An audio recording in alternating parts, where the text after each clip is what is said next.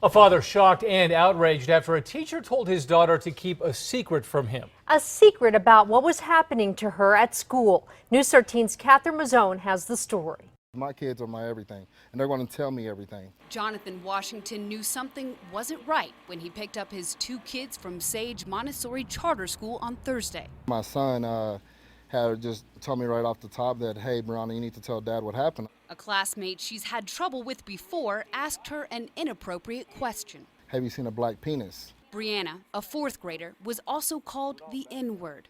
Then she says her teacher told her not to talk about it. She said, don't tell your dad. Washington was in shock. He went straight to the teacher and recorded their conversation on his cell phone, which he shared with News 13. Why would you tell her, don't tell me that? Because I thought we resolved the problem.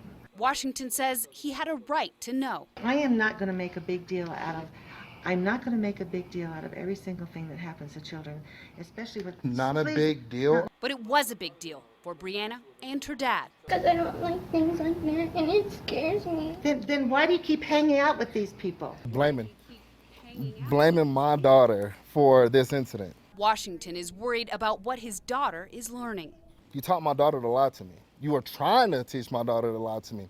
It didn't work. We shouldn't be telling our students that. The school's head administrator, Felix Garcia, also has a problem with how the teacher handled the situation. I'm going to conduct a full investigation, and then depending on the investigation, we will look at what needs to be done. And Washington says he won't stop until something is done. You can't do your job. That's all that you proved to me, is that you can't do your job as a teacher. That's all. Hang up your coat. Catherine Mazzone, KRQE, News 13. Washington says incidents like these have happened several times at school, but he was always notified right away. He says he may now take legal action.